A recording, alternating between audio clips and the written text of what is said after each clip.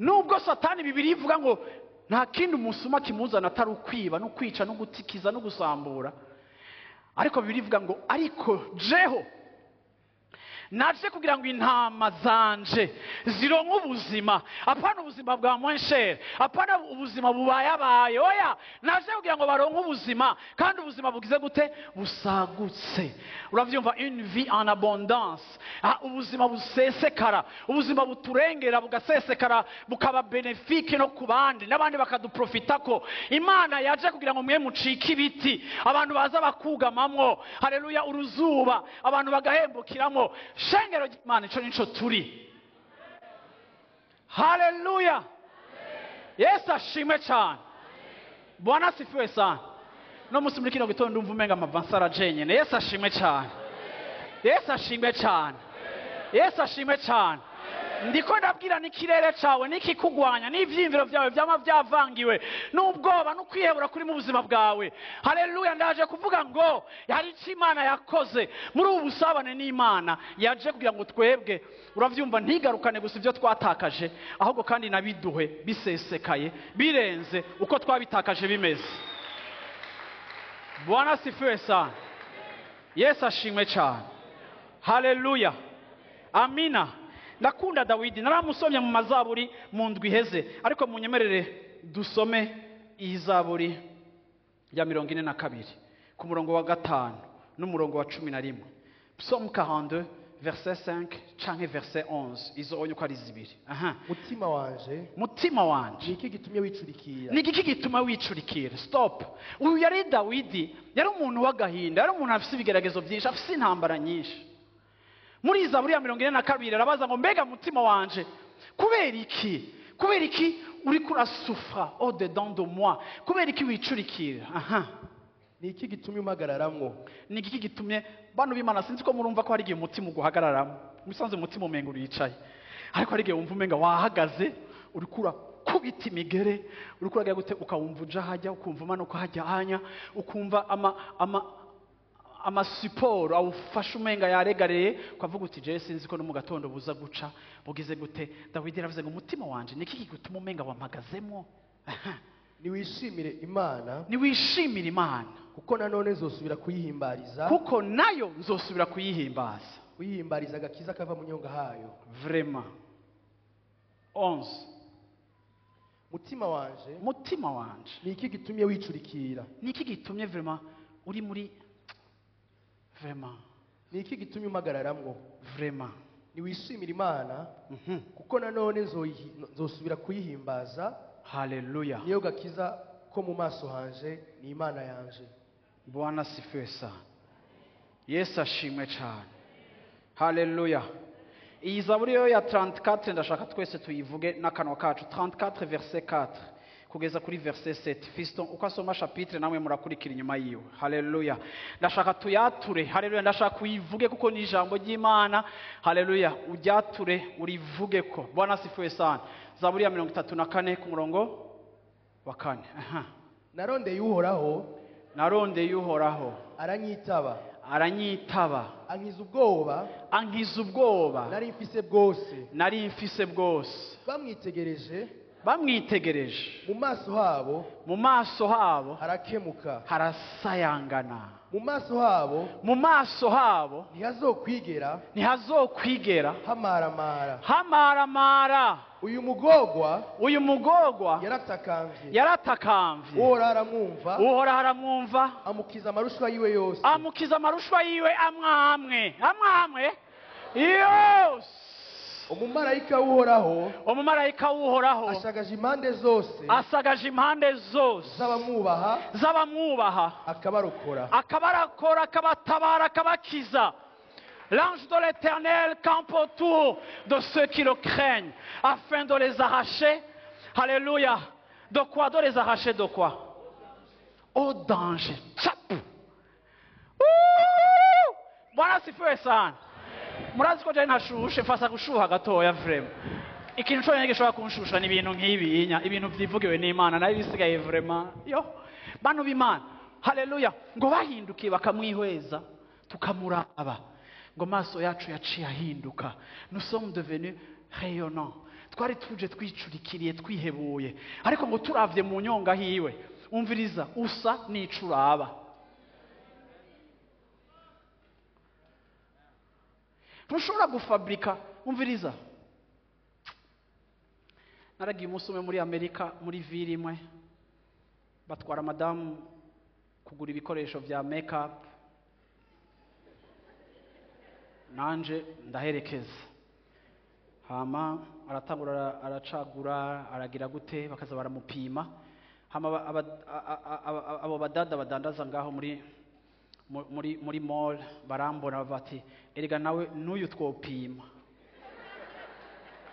Ndavuga naraje we nta bintu oya ngo twopima je n'amavuta ntanjako, je no gisaboni kaba biraheze, meruka kwisiga amavuta kera cane gose mu buzima bwanje. Rero je singira gute, hama umwe mu bantu turi kumwe batujanye baca baravuga ngo barabwira uwo mudamu umwe muri abo bakobwa badandaza ngo kandi ngo numuvuga butumwa ati umuntu aje kuri televiziyo, uravye umuntu ahagarara imbere y'abantu ku matara ngo ya ngo rero wewe urakeneye kugira ntuzi uratranspira, kandi vraiment ndababaye ko nta kaguzi, uravyumva, ati urakeneye kubera uratranspira, kandi umuntu aje imbere kuri public nakwiye kuzara vraiment araje ricuya na message, ati icara tugupime, tupimire kurere yawe, umenye nimero yawe yari mark, abazi mark, uravyumva, tudupime ten yawe dutore agakurere hamutahane. Reka ndabwira ikintu kimwe, twebwe ntidufise, uravyumva, make-up ivuye, uravyumva, kuri ivyo biri exterieur idutuma dusa neza, ariko ngo bahindukiye bakamwihweza ngo leurs visages sont rayonnants de joie. Haleluya, Yesu ashimwe. Si vya fake ni vya vrai. Kandi namwe bagore mwimakiya mumenye ko hariho nimero ijanye na po yawe. Hariho abantu bahora basa na blanc kandi atariko basanzwe basa, mukwiye kumenya na nimero yanyu, muzoze navyo ndashobora kugisha seminaire. Urazi kubona umuntu adasa n'izo sigiyo, kandi vraiment mumbabarire kuvanga gatoya, ariko mpora ndabibona ku mariage, uhora ubona umukobwa mwiza yahora ari mwiza, ku munsi wa mariage akaba mubi kubera maquillage bamugiriye. Bwira mu cyayo nti mwitonde, nimero, hariho nimero. Haleluya, natwe imbere ya Yesu hariho nimero. Haleluya, Yesu ashimwe cyane. Ntibisa n'iby'abandi, sama technique ari applicable ku bantu bose. Sinagufasha uko nafashije na naka ningene nafashije na naka, ntidukorera muri experience, ariko turongorwa na mpemu yera, akaduha ibikwiranye n'uyu, akaduha ibikwiranye n'uyu, akaduha ibikwiranye n'ubu ndiko ndabavugisha muri benshi, ariko umwe wese turiko turavugana.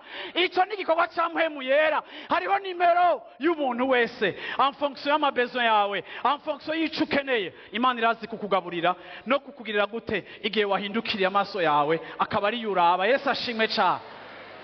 Bwana sifiwe sana. Yo ni mumfashe abantu Imana. Yesu ashimwe cyane. Yesu ashimwe cyane. Ndavuze hejuru y'iki gataya kiriko kirakugwanya. Ivyo wibwe Imana izobigarura. Ico watakaje Imana izokikugarukanira. Icaguciye mu myanya y'intoki Imana izokigarukana. Kuko yitwa ndiho arashobora. Dawidi aragenda arabaza Imana, aravuga ngo Mana ndabakurikire. Umutipa aranyimpressiona. Je nari kuba nagiye kera, donc nari kwibaza ndiko ndiruka. Ako ndakunda Dawidi vraiment. Aca arapfukama aravuga ati Mana tugende tubakurikire, uraduhaye autorisation. Uraduhaye autorisation yo kuja kurondera ivyacu. Wowe uraza amakonvokasiyo urungikira abantu. Nuwakwivye isukari azabonye konvokasiyo yo kuri zone ije n'imisororo myinshi cyane iruta valeur isukari. Hako Dawidi aja kubibaza Imana, mbega tworondera ivyacu, twokurikirana ivyacu, kuko yarazi yuko hari ivy'Imana ireka bikagenda ubutakigaruka. Ariko kandi yarazi yuko siko vyama bimeze. Aca arasiguza Imana, Bwana asifiwe sana. Yesu ashimwe cyane. Bantu b'Imana, Yesu ashimwe cyane. Yohani wa mbere igice ca 5 ku murongo wa 4. Mviriza igene Bibiliya ivuga. Yohani wa mbere igice ca 5 ku murongo wa 4.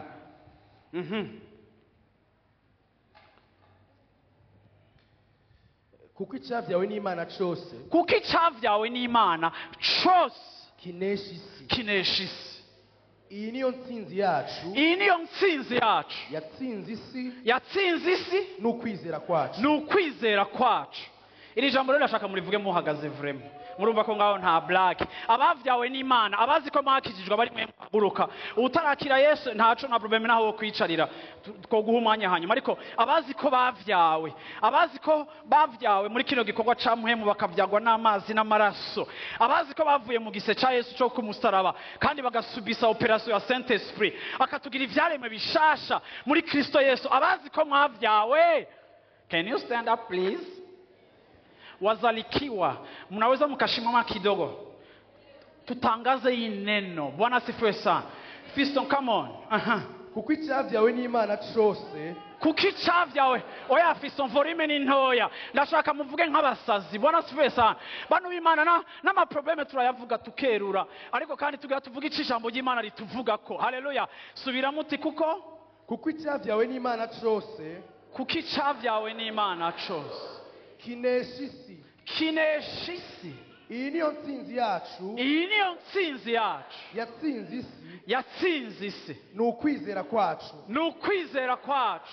kuko icyabyawe n'Imana cyose Kuko icyavyawe n'Imana cyose kinesha isi. kinesha isi. Iyi niyo ntsinzi yacu Iyi niyo ntsinzi yacu. yatsinze isi Yatsinze isi ni ukwizera kwacu. ni ukwizera kwacu. Stop. Haleluya. Haleluya. Haleluya. Haleluya. Kuko icyavyawe n'Imana cyose. Duhindurire iri jambo rero tuvuge ngo kuko navyawe n'Imana ndanesha isi. Kubera igituma nesha isi ni ukwizera kwanje, niko gutuma nesha isi. Subiramo rero uti kuko navyawe n'Imana naranesheje isi. Vuga uti isi ngo ni ingorane zanje, ni ingeso zanje, bwoba bwanje, ibyaha ngenderamwo, ibinesha, ibimbabaje, ivyo vyose kuko navyawe narabinesheje. Uti mbega nabinesheje kubera iki? Kubera ukwizera. Haleluya. Icara gatoya. Yesu ashimwe cyane. Bwana asifiwe sana. Yesu ashimwe cyane. Yesu ashimwe cyane. Bwana asifiwe sana. Haleluya. Bantu b'Imana, ibije nivyo nemera. Abavyawe turanesha isi. Urashobora ijambo kurigira iryawe cyangwa urashobora kuba ati sha pastor ni bimwe bimwe, hewe ukanyishura gutyo tuja kuguhamba. Ego vrema. Kuko ukwizera kuva kukumva ijambo ry'Imana. Haleluya. Abikorino ba kabiri igice ca 2 ku murongo wa 14 n'umurongo wa 15. ariko Imana ishimwe yama itujyana nk'abafashwe impiri muri Kristo, idutera kwerekana ubumote bwo kumenyekanisha ahantu hose. Stop. Grâce soit rendue à Dieu qui nous fait toujours triompher en Christ. Mumvise Imana iduha kunesha rimwe rimwe, ariko Imana ishimwe yama iduha kunesha iminsi yose muri Kristo Yesu. Kuko turi ubumote bwiza bwa Kristo ku Mana. Kuko turi ubumote bwiza bwa Kristo mu Mana. Hagati y'abariko barakira n'abariko barahona. Hagati y'abariko barakira n'abariko barapfa, twebwe nous sommes le parfum de Dieu. Tumota gute? Tumota victoire. Bwiye mucyo umota gute? Umota victoire. Haleluya. Victoire irafise geni mota d'après Paulo. Bwana asifiwe sana. Nous sommes l'odeur de Christ au milieu de ceux qui périssent na au milieu y'ababaho. Twebwe turi uravyumva akamoto kukumenya Imana, l'odeur de la connaissance. Haleluya. Bwana asifiwe sana. Ndashaka kurangiza, ndumva ko nyene harashushe, ariko nyene birashushe.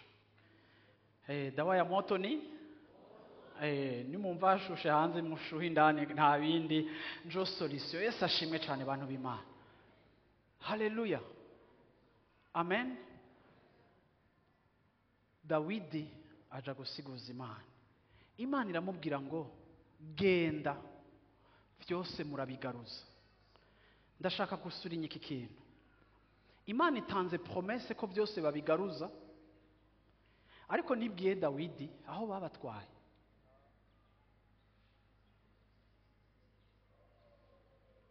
Kubera iki?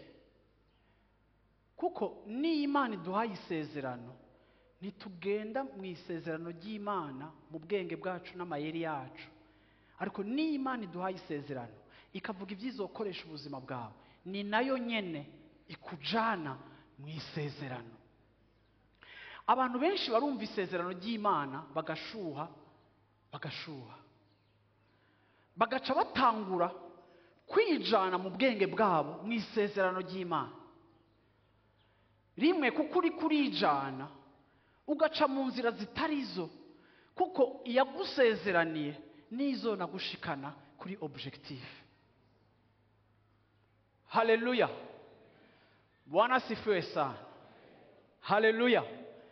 Rero Dawidi b'abantu bagira bamutera amabuye, bamubonye yinjiye mu mahombi n'abakozi b'Imana, bararindiriye ko asohoka. Dawidi arababwiye ati nimuze tuje kubarondera. Ndashobora kubona bamwe muri groupe bavuga ngo none bari he? Wowe wamurabani uravyumva? Tugende. Bibiri ivuga ngo bafata urugendo. Uhereye ku murongo wo kumanuka epfo gashaka ku murongo wa 11 ngaho. Ningiye kurangiriza kuri iyi mirongo, uravyumva kugira ngo ivyino munsi tubiheze hama dusenge. Yesu ashimwe cyane. Havuga gute? Nuko Dawidi aragenda, mbona za ngabo zari kumwe nawe ukora amajana 600, pardon. Bashitse ku mugezi Besori, abari basigaye nyuma bagumaho. Ariko Dawidi araramiriza, mbona n'abantu amajana 4, abandi amajana 2 barasigara, kuko bari barushe bananiwe kuja ku mugezi. Hanyuma baseruka ku munyegiputa mu gahinga, bamuzanira Dawidi, bamutamika agatsima, bamuramiza n'utuzi, bamuhanika imanyu cirobe ribumbabumbwe mu sukoni n'udusoko tubiri tw'inzahabu zumye. Ariye acarahembuka, kuko yaramaze iminsi 3 n'amajoro 3 atacarya atacanywa. Dawidi aramubaza ati uri umuntu wande kandi uruwa hehe? Nawe aramwishura ati ndumuhungu wo muri Egiputa. Ndumuhungu wo muri Egiputa, umugurano w'umwamaleki. Kandi hashize iminsi 3 databuja ntaye, kuko nari ndwaye. Twari twateye ibumanuko mu Bakireyiti, dutera n'Ibuyuda n'ibumanuko mu Bakarebu, duturira n'Isikuragi. Dawidi aramubaza ati none wonjana ukanshikana muri ico gitero? Aramwishura ati ndahira Imana kutazonyica canke kutazonanga mu maboko ya databuja, meze ndakujane aho ico gitero kiri. Nuko amumanukanye, basanga bagandagaje, bariko barajya binywera batarika, bahimbawe n'inyagano nyinshi banyaze mu gihugu c'Abafilisitiya no mu c'Abayuda. Dawidi acashira ko arabica, uhereye bugihwibira ugacisa ku mugoroba wa bukeye. Ntiharokoka n'umuntu n'umwe atari abahungu b'imisore amajana 4 basimbiye ku ngamiya bagahunga. Dawidi yigarukanira ivyo abamaleki bari banyaze byose, arokora n'abagore biwe bombi. Ntihagira ico babura, ari gito ari kinini, ari abana b'abahungu canke b'abakobwa, ari ico mu nyagano canke mu vyari vyasahuwe, Dawidi abigarukana vyose. Dawidi anyaga intama n'inka zose, bazishorera imbere y'izabo, baravuga bati uyu ni wo munyago wa Dawidi. Haleluya. Bwana asifiwe sana. Imana irazi ico watakaje cose aho caroye. igihe ibibazo no mu buzima bwawe bikonona ukamera nk'umuntu waratakaje na identite, waratakaje umunezero, waratakaje sanse y'ubuzima bwawe. Ndagomba kubwira ngo Imana irashobora kugarukana ikintu cyose watakaje. Hari n'abantu bibwa identite yabo, uravyumva? Hari n'abantu bibwa intumbero zabo, kumva ibintu, indoto zikazimangana, kumva. Reka ndakubwira ikintu kimwe, ico watakaje cyose mu buzima bwawe Imana irashobora kukirestora, Imana irashobora kukikugarukanira. Ndashaka kubwira ngo Imana irashobora guhindura ubuzima bwawe mu kwintervena muri angle y'ahantu waterewe canke wibi. Nico gituma iyo dusenga, iyo turondera Imana, hari ibintu byinshi ikosora. Biratangaje, Bibiliya itubwiye ingene ba Dawidi bagiye urugendo rurerure cane gushika naho abasirikare ba mbere baruha bakigenda, ariko kuri chaque detail bategerezwa kudepanda n'Imana kugira ngo igende ibacira inzira ibaganisha aho ibyabo byatakaye byaroye. Ntibari bwabone, ntibari bazi ko imiryango yabo imeze neza, ntibari bazi ko batabishe, ntibari bazi ko batabagiriye nabi, nta kintu na kimwe bari bazi uko kimeze. Ariko Bibiliya ivuga ngo bashishikara bagenda, babarushe barabasiga, abandi barabandanya. Ariko kandi byarafashe urugendo hagati y'isezerano na accomplissement y'icyo Imana basezeraniye. Aho hantu rero niho hantu abantu baruha bakabivamo.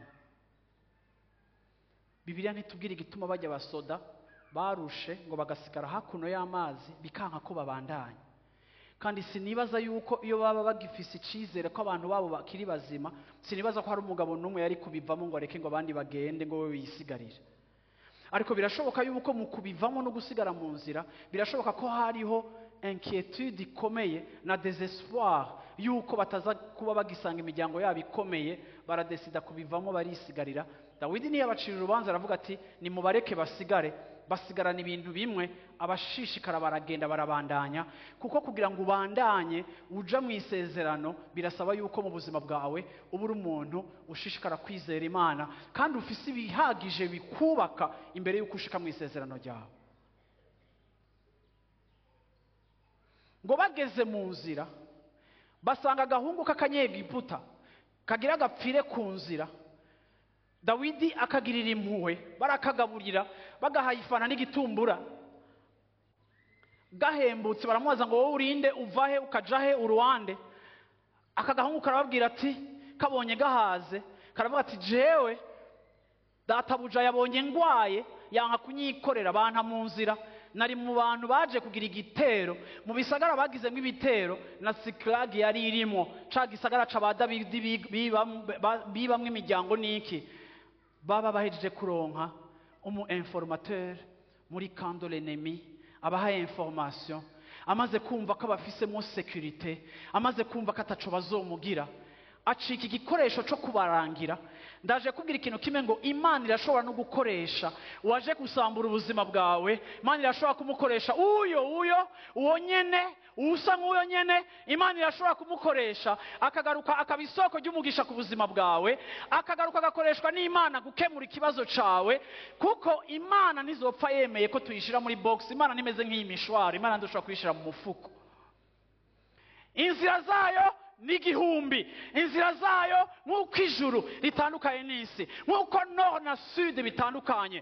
Haleluya! Niko n'inzira z'Imana zitandukanye n'iz'abana b'abantu. Imana ntidushobora kuyimetiriza, Imana ntidushobora kuyishyira mu mifuko nk'imfunguruzo z'imiduga yacu. No, Imana yacu ni l'Éternel tout puissant. Bibiliya ivuga ngo ubutware buzoba ku bitugu vyiwe. Haleluya! Kandi Bibiliya ikavuga ngo niwe mutwe w'ishengero, kandi yahisemo kwerekana ubwiza bwiwe aciye mu ishengero. Haleluya! Bwana asifiwe sana. Yitwa intambwe yo mu muryango wa Dawidi, yitwa igishitsi, amasigarira. Haleluya! Bwana asifiwe sana. Ni Imana ikomeye, l'Éternel tout puissant. Bwana asifiwe sana. Bwana asifiwe sana. Yesu ashimwe cyane. uyo tugomba kumumenya uko ari, kuko azokwama dutangaza. Ntiyigeze abwira Dawidi icyo akwiye gukora. Ariko nimunsomere Hébreux 12. Ijya Hébreux 12 nabahaye, mwinshirire kuri écran ndayirangirize ko. Hébreux chapitre 12. Hébreux chapitre, iyo écran kwihumye. Hébreux chapitre 13 plutôt. Hébreux 13 verset 2. Havuga ngo iki? 2. Ntimwibagire kugirira neza. Ntimwibagire kugirira neza abashitsi. Kuko bamwe bagize batyo. Bahaye indaro abamarayika batabizi. Basanga bahaye indaro abamarayika atavyo bazi. Bantu b'Imana, mwebwe abakijijwe, ntimugahagarike kugirira neza ingenzi, l'étrange, abashitsi. Mode ya fonctionnement y'ubwami twinjiyemo, twahamagariwe kugira neza. Dawidi yagaburiye umwansi wiwe, aramuhaza, amuha affection na sebuja atamuhaye. Sinzi ko muko muravyumva. Uwo bataye kubera agwaye, Dawidi we yaramugaburiye ataramenya uwo ari we, ataratangura no kumurondera ko information. Dawidi yabanje kwexersa hospitalite. Bibiliya itubwira kwexersa hospitalite, ngo ntimwikibagire kandi mugakengera ivyo kwakira no kugirira neza abantu, ngo kuko bamwe bakiriye abamarayika batabizi. Muribuka ko Abrahamu yakiriye abamarayika atabizi, baranabagaburira, ariko bazana profesi yuko azovyara. Nubwo Sara byamutwengeje, ariko profesi ntiyaje batarafungura. Ibi biratwereka ko kugira neza vyama bifise urufunguruzo rushobora kudeclencher ibintu byinshi mu buzima bwacu. Si kubera twapfishije abacu, si kubera twatakaje abagore n'abana, si kubera batwivye indogoba, si kubera batwivye ubutunzi bwacu duca ducika abantu b'abamesha. Si kubera abagize ingorane uca ucika igikoko ukareka kubaha ngo bapoterembari, ugasanga umuntu afitiye imihara abantu bose kuko we yagowe, ngo jewe sinagowe, ngo mbe ngo aho yiriza ngo niko ngo baza ngo niwe wenyene. Reka ndababwire abantu b'Imana, mureke ibintu vy'inzigo. Reka inzigo kubera ngo ufise ingorane, kuko kugira neza birashobora kugurura imiryango inzigo yawe idashobora kugurura. Hari ibyo twatakaje tugomba kugaruza, ariko nubwo dufise ibyo twatakaje ntibisobanura yuko naho turi muri mwe tudashobora gufata na bike dusigaranye tukabiha abandi. Erega nuzotangura kugirira neza abantu kubera uri muri satisfaction totale cyangwa uri muri prosperité cyangwa kubera igikombe cyawe cyo kugira sesekara. No, n'igihe uri muri mwe urangawe na mpwemu yera, urashobora kugirira neza n'umwansi wawe ukamugaburira atabereye kugaburirwa. Kubera iki? Kuko twebwe turi abantu bo mu bwami bw'Imana. Abandi bavuga ngo iginyo kurindi, abandi bavuga ngo guhora no kugira gute, ariko twebwe Imana tugira ngo munesheshe ikibi iciza. Ukurame ngo famiye yawe gukomerekeje, ngo mwaratandukanye, mwari muri separe, muri eparpillé, ngo hari ubwansi. Reka nakubwire, mu miryango iri mu bwansi hakeneye abantu bameze nka Dawidi bagaburira abo bita abansi, kuko mu bisanzwe mwe nta bansi mufise. Umwansi dufise n'umwe ni Satani, ariko Bibiliya ivuga ngo ukwizera kwacu, foi triomphe du monde. Birantangaza ivyimviro by'igipagani biri muri eglise. Ngo nagashango ngo wogirira neza ngo umuntu atakugiriye neza, ngo nega gushango wowe kwitwareka abantu batakwitwararitse. Ubwo n'ubucafu mu kanwa kanyu. Twebwe turashobora kugira neza. Wewe urashobora kugira neza n'abadakwiriye neza yawe, kuko baremwe mu ishusho ry'Imana. Ntibarisobanukirwa, ntibaritahura, ariko baremwe mu ishusho ry'Imana. Ukuboko kwawe kurashobora kubereka Imana batarabona, kandi batabona bakabona Imana mu kuboko kwawe. Hindura mission, hindura imikorere. Dawidi yagaburiye umwansi arabatwara gushika naho bose. Bibiliya ivuga ngo bagaruje abagore, bagaruza abana, bagaruza ibitungwa byabo, bagaruza ikintu cyose bari baratakaje, ngo nta kintu na kimwe batagaruje. No bandanye iyo nkuru. Bibiliya ivuga ngo ntibanagaruje ibyo gusa, ko Imana yabahaye n'ibindi by'abansi babo, baza badafise gusa ibyo batakaje, ariko il nous donne la vie et la vie en abondance. Haleluya. Yesu ashimwe cyane. Mbega ninde yokwibajije ko Dawidi yogarukanye abantu babo bose abaye gide n'umwansi ninde? Ariko Imana ishobora guca mu nzira zidacibwamo. Ndatukanya, reka mvuge ikirundi ciza. Imana ishobora guca mu nzira zitamenyerewe. Mama asante sana. Imana ishobora guca mu nzira zitamenyerewe. Iki nico bita miracle. Uyu mujama ni bamutortiye baramugaburiye. Bwira umwicaye uti ntutortire, mugaburire. Haguruka dusenga Imana.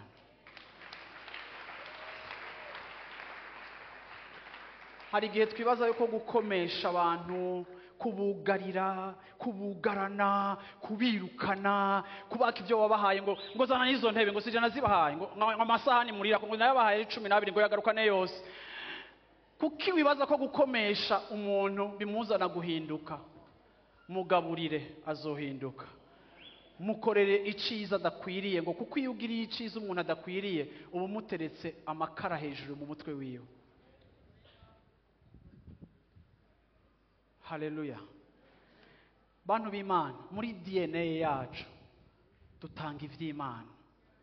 Ntihakagira umuntu n'umwe azopfuvya iriba ryawe ngo agutere gutanga amazi arura ngo kubera ico yakugiriye, gucika uyuni ngo hango bibaza ngo nuko ngo rero ngo reka nanje ndabereke. Ubu hari abantu ngaha bahagurutse mugira mweke abantu yuko naho mwakijijwe namwe muri méchant. Ya Jésus de Nazareth, l'enfant de Dieu ressuscité. Reka ndakubwira ikintu kimwe abantu b'Imana. Yesu yanesheje isi mu guca bugufi no mu gupfa. Harabaho victoire muri mort. Ivy'isi ntibitahura. Nico gituma Imana yashimye gukirisha isi ubusazi bw'umusaraba. Si muri logique yacu tuja kurondera ama formule, ariko ni muri présence y'Imana tuza kurondera identité yacu, tugafonctiona nk'uko ivuga. Haleluya. Hari abantu tarasenga na 5 minutes, ariko ndaguhaye icerekezo cingene tugiye gusenga. Uvuga uti Imana, ndashaka ko ikintu cyose Satani yivye ubuzima bwanje kigaruka. Nkuko aba bantu bagaruje ivyabo byose, hari igihe bisaba kuhaguruka ukagaruza ivyabo. Hari igihe bisaba kureklama ivyabo. Ubuzima bwawe watakaje, carrière yawe watakaje, amahoro yawe watakaje, na identité yawe watakaje. Kuko bamwe muri ko muribaza ko muri abahungu kandi mutari abahungu, abandi muko muribaza ko muri abakobwa kandi mutari abakobwa. Harabayo perturbation au niveau ya identité yawe. Kintu cyose watakaje, Imana ikikugarukanire kuri uyu munsi. Satani kirekure kukumviriza. Iyo aba bantu Imana ibabwira ngo genda mubizane, ntibagende, ntavyo bari kuronka, ntivyari kwizana. Ariko byarabasabye ko batera intambuko yo kwizera, barahaguruka baragenda ibirometero n'ibirometero, abaruha bararuha, ariko baragiye kuzana. Iyo Imana ivuze birasaba intambwe yo kwizera kugira ngo ico yavuze ibirenge byacu tubitumbereze kuja kugaruza ikintu cyose twatakaje. Amahoro yo munzu watakaje, umuryango wawe watakaje, urugo rwawe watakaje, abana bawe uri kuratakaza. Uravyumva, famille yawe large uri kuratakaza kubera amakonflit mu famille, amafaranga yawe uri kuratakaza, business yawe uri kiraguca mu myanya y'intoki kubera ibindi bintu bipfuye canke izindi injustice. Ikintu cyose uri kuratakaza, jeunesse yawe uri kuratakaza, amashuri yawe, rêve zawe, ikintu cyose uri kuratakaza. Kuri uyu munsi ndashaka by'ukuri kumva umuntu wese ari hano hantu, ndashaka kumva ijwi ry'ishengero, ndashaka duhamagara Imana, uvuga ati Imana, ndashaka ko ikintu canje cyose catakaye, je réclame. Haleluya. Ndasavye ivyanje n'uburenganzira bwanje, byari ivyanje, n'ivyo wahevye, n'ivyo warekuye. Uvuga uti Imana, ndabigarukaye, Imana ndabishaka, ndabikeneye Imana. Haleluya. Ndagomba kuja muri camp de l'ennemi nkuko Dawidi yagiye muri camp de l'ennemi akagaruza ikintu cyose yatakaye. Haleluya. Amahoro yawe watakaje, uwo munezero wawe watakaje, ubutunzi bwawe watakaje. Haleluya. Ubutunzi bwawe watakaje, uburyohe bwawe watakaje. Haleluya. Amagara yawe watakaje, wama usigaye uri goyigoyi, wamusinzikajwe n'amagara mu izina rya Yesu Kristo. Mana, ndashengeye ishengero ryawe kuri uyu munsi muri kino gitondo. Mana, iminota yacu 10-15 yo gusenga Mana niyo kuguhamagara, kuko tuzi yuko wowe Mana waduhaye kunesha, ukwizera kwacu kwaranesheje. Haleluya. Abavyawe twaranesheje isi, abavyawe twaranesheje isi, abavyawe twaranesheje isi. Haleluya. Naho turi muri territoire de l'ennemi, naho turi muri territoire umwansi ashobora gushika akaderoba, agatwara ibyacu bitari protege, agatwara ibyacu tutashoboye kuveyako. Naho kumure twebwe abagabo mana mu gihugu dushobora kuba ahantu twasamaye tukava muri responsabilité zacu, hakagira ibyo satani yagiye aratwiba. Mana kuri uyu mugoroba mana dukoranye nk'ishengero twese mana uturabe hano hantu, turaje kuguhamagara mana, turaje kuguhamagara mana, turaje kuguhamagara mana. Muri indwi tuzoba turiko turaguhamagara mana, muri iyi minsi 21 tuzoba turiko turaguhamagara mana. Turagomba kugaruza mana ikintu cyose twatakaje, ikintu cyose umansi yatwivye, ikintu cyose umansi yatwaye kikagenda kure yacu mana. Bimwe muri ivyo mana, hari n'ivyo mana abantu barekeranye biragenda atana susi bafise, atano kugwana kukiri muri bo kuko bamaze kwihebura.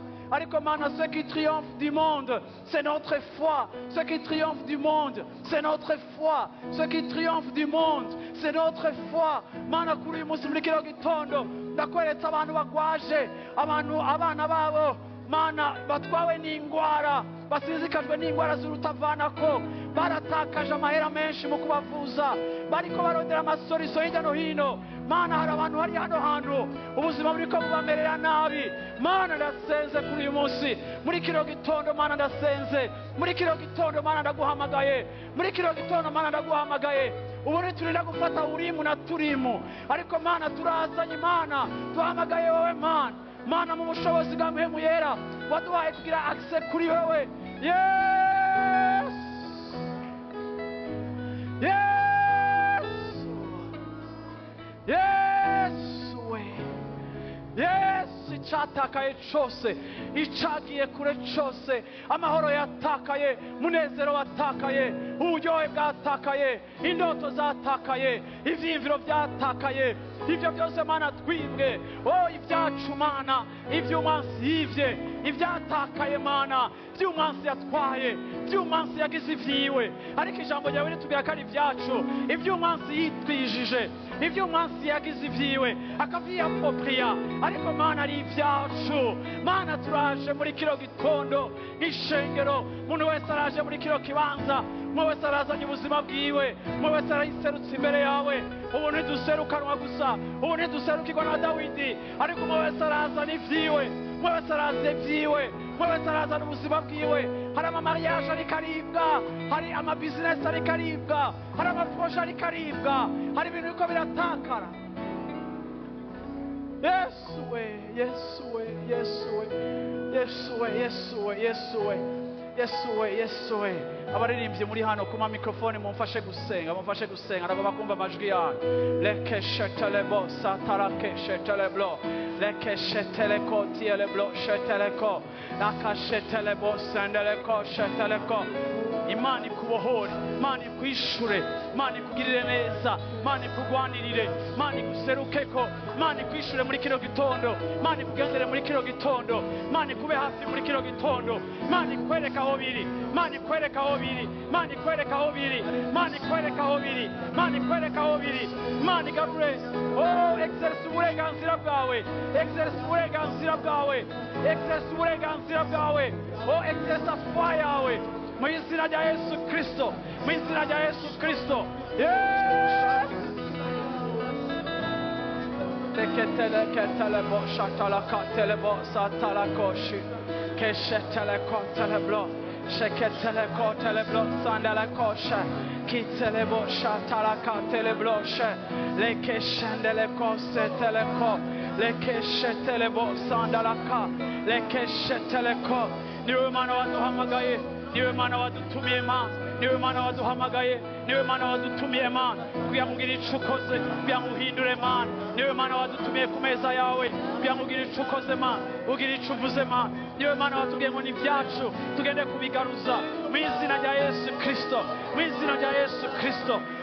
Turaguhamagaye mana, turaguhamagaye mana, turaguhamagaye mana, turaguhamagaye mana, turaguhamagaye Yesu, turaguhamagaye Yesu. Wowe ryazina rihambaye, wowe rya zina riruta andi mazina yose, wowe rya zina rifise ubushobozi, wowe rya zina rifise inkomezi, wowe rya zina dutabarirwamo, wowe rya zina turongeramo inyishu, wowe rya zina turongeramo, wowe rya zina twahawe, wowe izina ryawe rifise ububasha, rifise ububasha ma, rifise ububasha ma, rifise ububasha ma. Mu izina rya Yesu Kristo ndahamagaje ikintu cyose, mu izina rya Yesu Kristo ndahamagaje ikintu cyose, mu izina rya Yesu Kristo ndahamagaje ubuzima. Nta kwiyahura Mana, nta kwiyahura, ariko tuzobaho twamamaza ubukuru bwawe, twamamaza ibikorwa byawe, twamamaza ubushobozi bwawe, dutangaze kugira neza kwawe. Tuzobaho tuzobaho tuzobaho Mana, tuzobaho Mana, tuzobaho Mana.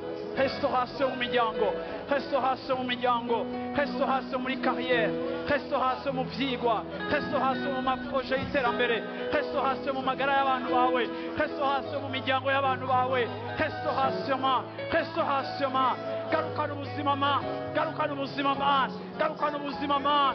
Wa mwansi ariko aragerageza kwiba, waravuze ngo wowe waraje ngo zironke ubuzima, kandi zironke ubuzima busagutse.